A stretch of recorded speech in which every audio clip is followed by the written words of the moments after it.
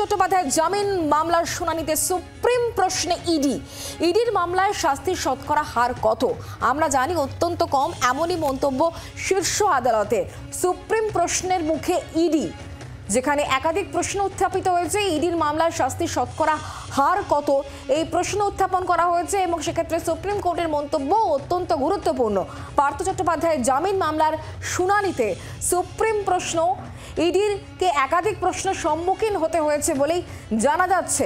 সেক্ষেত্রে শাস্তির হার কত এই প্রশ্ন উত্থাপন করা হয়েছে। প্রায় 2.5 বছর ধরে জেলবন্দি রয়েছেন পার্থ চট্টোপাধ্যায় এবং এই মামলায় মোট 1083 জনের সাক্ষী, তাদের সাক্ষ্য গ্রহণ করা হয়েছে। দোষ প্রমাণ হলে শাস্তি 1/3 এবং একাধিক এই বিষয়ে উল্লেখ করা হয়েছে। ঠিক কী কী প্রশ্নের মুখে পড়তে হয়েছে ইডি আধিকারিকদের, আইনজীবীদের আমরা জানবো। কথা বলবো সরাসরি রাজীব চক্রবর্তী, আমাদের প্রতিনিধি রয়েছেন দিল্লি থেকে রাজীবের সঙ্গে কথা বলবো। রাজীব, যে ক্ষেত্রে পার্থ চট্টোপাধ্যায় জামিনের জন্য বারবার তার আইনজীবী তরফ থেকে সওয়াল করা হচ্ছে এবং গোটা বিষয়টা যখন এই মুহূর্তে সুপ্রিম কোর্টে, ইডিকে বেশ কিছু প্রশ্নের মুখে পড়তে হয়েছে। সুপ্রিম প্রশ্নের মুখে কি কি প্রশ্নের মুখে পড়তে হলো ইডি আধিকারিকদের?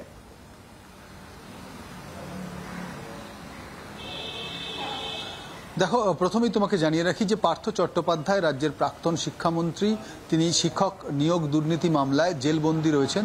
2022 সালের 23শে জুলাই থেকে তিনি জেলবন্দি এবং সেটি প্রায় 2.5 বছর হয়ে গিয়েছে। ইডির তরফ থেকে এই মামলার যখন তদন্ত চলছে তখন সিবিআই তাকে চলতি বছরে গ্রেপ্তার করেছে অক্টোবরে এবং এই মামলায় অপর অভিযুক্ত, যার বাড়ি থেকে বিপুল পরিমাণ টাকা উদ্ধার হয়েছিল, অর্পিতা মুখোপাধ্যায়, সেই অর্পিতা মুখোপাধ্যায় 2 দিন আগেই জামিনে মুক্তি পেয়েছেন। আর তারপরেই কিন্তু পার্থ চট্টোপাধ্যায় তিনি সুপ্রিম কোর্টে জামিনের আবেদন জানিয়েছেন। সেই আবেদনের আজকে শুনানি ছিল।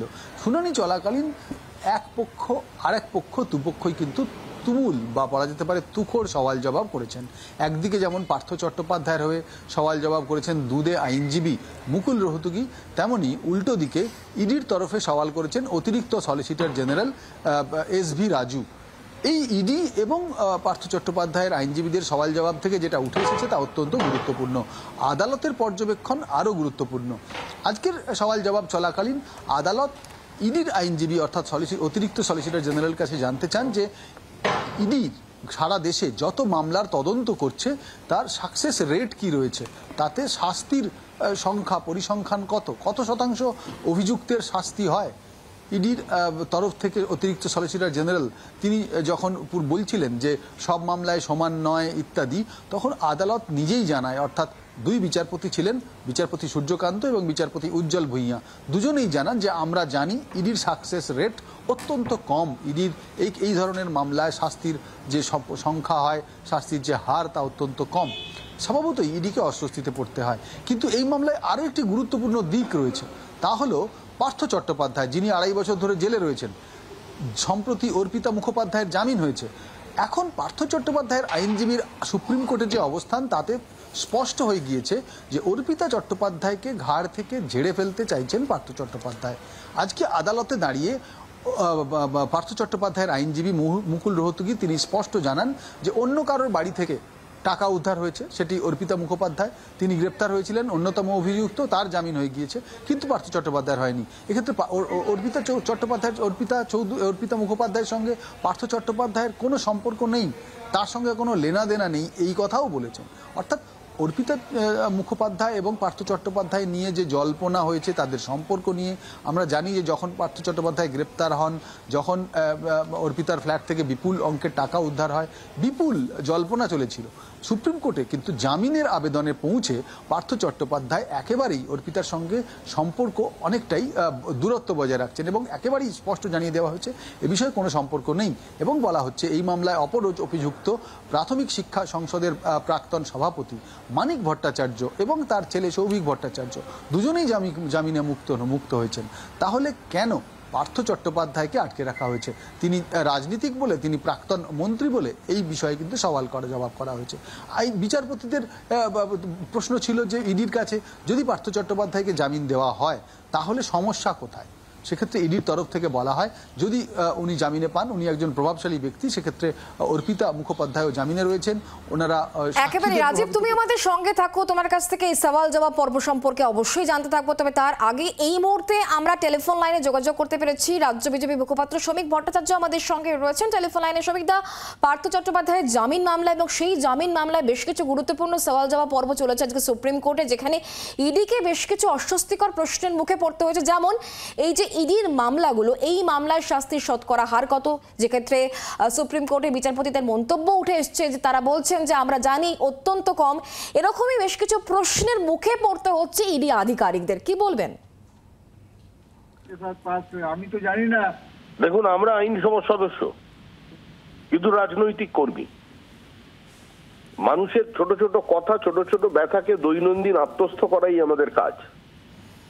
ইডির মামলায় কনভিকশনের রেট কত এটা ইডি বলতে পারবে, আমি ইডির মুখপাত্র নই। কিন্তু এই বিতর্ক, এই মন্তব্যের মধ্যে দিয়ে পশ্চিমবঙ্গের যে 40,000 মেধা প্রতারিত হয়েছিল, যারা জীবনের 8-10 বছর হারিয়ে ফেলে চুরি করে নেওয়ার ফলে যারা যে রাস্তায় বসে ধর্ণা দিচ্ছে, তাদের কি হবে? স্কুল কবে নিজের ছন্দে ফিরবে? কবে নিয়োগ শুরু হবে?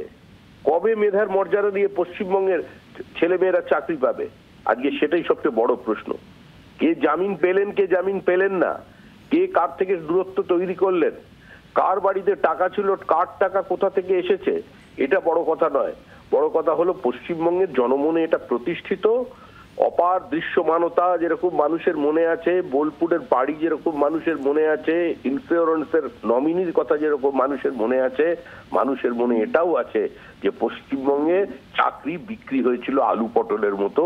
এবং সেটা শুধু একটা ডিপার্টমেন্টে নয়, সরকারি সমস্ত ডিপার্টমেন্ট আজকে দুর্নীতি স্পর্শ পেয়েছে আজকে।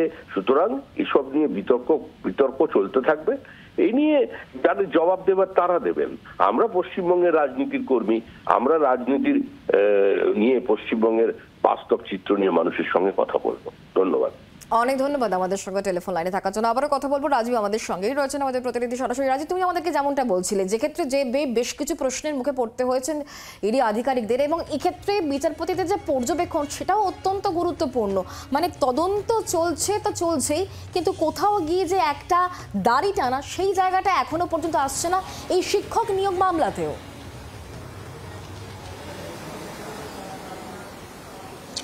একেবারেই। দেখো, আজকে পার্থ চট্টোপাধ্যায়ের আইনজীবী, দুদে আইনজীবী মুকুল রোহতগি, তিনি কয়েকটি প্রসঙ্গ তুলে ধরেছেন।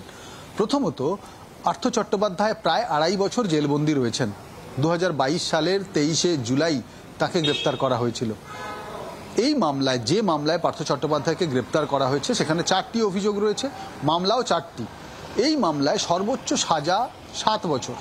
7 বছর যদি কারো সাজার পরিমাণ হয়, তার যদি মেয়াদ হয়, তার প্রায় 1/3 বেশি তিনি কিন্তু জেলবন্দি রয়েছেন, অর্থাৎ 2.5 বছর। এক্ষেত্রে তিনি অন্যান্য মামলার প্রসঙ্গ তোলেন। নতুন আইন অনুযায়ী, যে আইন আমাদের দেশে প্রণয়ন করা হয়েছে, তাতে যদি 1/3 বেশি সময় কাউকে জেলে রাখা যায় না। তিনি প্রশ্ন তোলেন যে এরপর যদি পার্থ চট্টোপাধ্যায় বেকসুর খালাস হন, তাহলে এই সময়টা কিভাবে দেওয়া হবে, তাকে ফেরত আসবে কি করে? সেই কারণেই কিন্তু তাকে জামিন দেওয়া হোক। তিনি বলেন পার্থ চট্টোপাধ্যায়ের বয়স এখন 73 বছর, পার্থ চট্টোপাধ্যায় অসুস্থ, এবং এই মামলায় অন্যতম যারা অন্যান্য অভিযুক্ত, সেটা অর্পিতা মুখোপাধ্যায় হোক, সেটা মানিক ভট্টাচার্য হোক, তারা জামিনে মুক্ত। এই প্রশ্নগুলি তিনি তোলেন, আর যার প্রেক্ষিতেই আদালত প্রশ্ন করে যে ইডির আপত্তি কোথায়, ইডির সমস্যা কোথায় যদি পার্থ চট্টোপাধ্যায় জামিনে মুক্ত পান। একদমই। বাংলার আওয়াজ, বাঙালির আবেগ, জি 24 ঘন্টা।